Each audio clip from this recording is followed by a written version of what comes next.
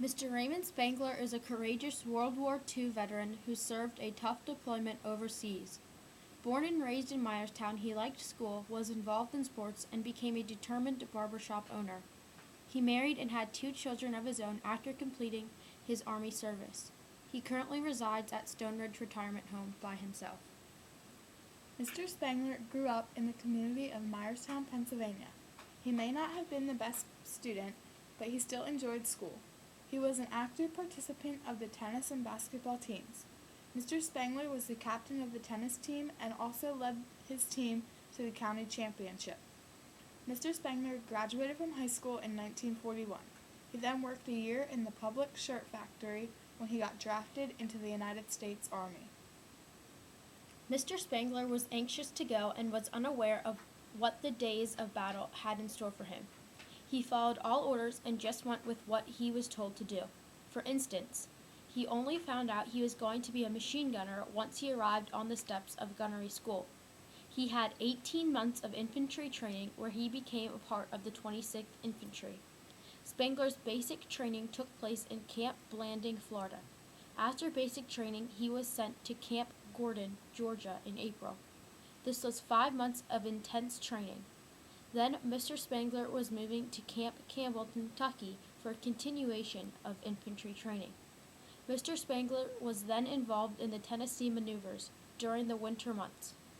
He was out in the field the whole time and lived in pop-ups since civilians were living in the buildings. Later on, he trained in Fort Jackson, South Carolina, Camp Shanks, New York, then traveled on the USS Argentina to Europe, where he first fought in the Battle of Montcourt Woods.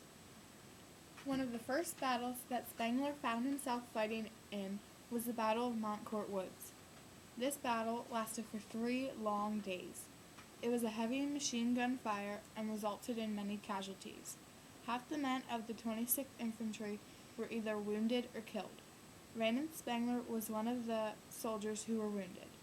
The Germans had been waiting for us, and we got about 100 yards from the woods, and they laid into us pretty good. Spangler was lying on his stomach, pressed to the ground as far down as his body would lie, when 2 bullets went through his buttocks. Had the bullets been down just a little further, it would have hit the bottom of the spinal cord, and Spangler would have been instantly killed. He was one of the lucky ones. Mr. Spangler was given the chance to return home or back to his outfit. He chose the inevitable, to return to war. After receiving replacements for the injured, Spangler was back on the front line, ready for the next battle. The next offensive was the biggest offensive Mr. Spangler has seen yet. It was fought in the same conditions and places as the First Battle of Lorraine, which happened in World War I. It was pouring that night, and the regiment waited until daybreak to advance. They marched to an open field where the Germans shot terribly at the men. The next day, the soldiers moved out, and the infantry group went between a German town and the woods where they shot at Mr. Spangler and his fellow soldiers from all angles.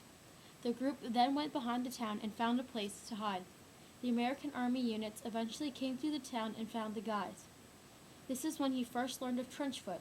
He suffered from this during this battle, which is when a person has wet and/or frozen feet.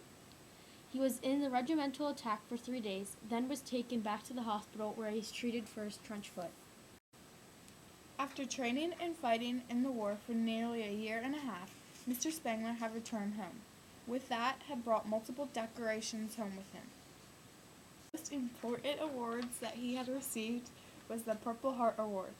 He received word he was receiving this award shortly after he was shot in his upper buttocks during the Battle of Montcourt Woods. After being transported to the hospital, he recalled a general approaching him to tell him the news that he was going to be receiving this award. Mr. Spangler stated, I felt real proud. It's the most beautiful, I think, award that of all the services. It's about the prettiest thing. It's a beautiful, beautiful award. Another important award that he had received was the French Croix de Guerre. It was an award that I got for the 104th Regiment for the Battle of Lorraine from the French government, and it was signed by President Charles de Gaulle. This award was signed by Charles de Gaulle, who later became the President of France. Mr. Spangler was never given this award in an official ceremony, but he still felt proud. Mr. Spangler had also received the Combat Infantry Badge and a Good Conduct Medal. Mr. Spangler had achieved a tremendous amount during the time he was in the war, and while in the war had been awarded many decorations. Mr. Spangler fought a total of 17 months in the Army. He was in Czechoslovakia when he received news that he could return home. He was happy. How else should I feel? Mr. Spangler was stoked he would be returning home to his wife and family. He was one of 20 out of about 180 men in his regiment that survived the war and was able to make it home. I felt they were brothers of mine, even though we didn't become real good friends. But we realized that we were in the military together, and it had to be a team because you were protecting yourself and also the other guy.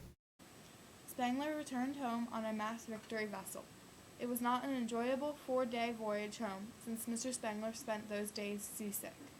Once he arrived back on American soil, he was treated very nicely and happy to be back home. After serving, he went to barber school for 6 months and then worked with his dad's uncle for 5 years. He later opened his own shop and wishes he was still able to work there today. Mr. Spangler currently resides in Myerstown. He is 91 years old and a retired barbershop owner. While serving in the U.S. Army, he had many incidents occur to him, more than most people in a lifetime. Mr. Spangler is a very brave and courageous man and has an unforgettable experience to share with those around him. He is currently loving life and loving what I'm doing. He was very thankful to be a part of such a special event and wants to thank all